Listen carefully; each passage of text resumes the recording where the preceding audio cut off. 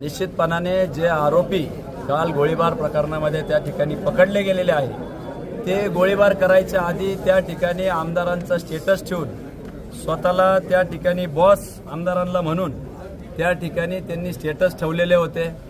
गेल्या 10 दिवसापूर्वी देखील अशाच प्रकारचा गोळीबार जो गेल्या 8-10 वर्षामध्ये या शहरात कधी झाला नव्हता तशा पद्धतीचा बंदुकीचा धाक दाखवून या ठिकाणी एक उद्योग झाला होता, पण त्याच्यावर कुठलीही कारवाई न झाल्यामुळे आणि गेल्या 10 दिवसामध्ये हा जो संबंधित आरोपी होता त्या ठिकाणी आमदारांची वेगवेगळ्या पद्धतीने फ्लेक्स लावून त्या ठिकाणी त्यांनी आमदारांना बॉस म्हणून संबोधितलं आहे आणि म्हणून ह्या सगळ्यांच्या मागे जो कुख्यात गुन्हेगार आहे त्याला कुठंतरी राजआश्रय देण्याचं काम या ठिकाणचे लोकप्रतिनिधी केलेलं आहे असा आमचा थेट आरोप आहे।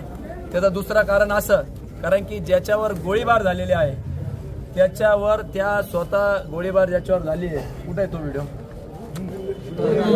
गोळीबार झालेले आहे तर त्याच्या स्वतः त्यांनी तिथं म्हटलेलं आहे की आमदारांचे स्वीय सहाय्यक जोशी आणि आमदार आशुतोष काळे यांचा त्याला पाठबळ असल्यामुळे तो ही माझ्यावर गोळीबार केलेला आहे असं त्यांनी उघडपणे म्हटलेलं आहे।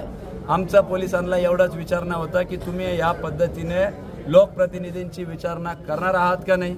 राजरोसपणे चक्री बिंगो त्या ठिकाणी गांजा विक्री या कोपरगाव शहरामध्ये चालू आहे। तलवारीचा कारखाना देखील आढळला होता, तेव्हाही राजकीय हस्तक्षेप होऊन त्याच्यावर कुठली कारवाई झालेली नाही। धर्मग्रंथाची विटंबना झाली, मौलाना किंवा धर्मगुरूंना त्या ठिकाणी मारलं गेलं किंवा विशिष्ट समुदायाच्या जातीवाचक त्या ठिकाणी बोललं गेलं, कुठलेही केसेस स्टडीज गेलेल्या नाही। याच्या मागे सगळीकडे राजकीय हस्तक्षेप असल्यामुळे हे झालेलं आहे, हे उघडपणे दिसतंय।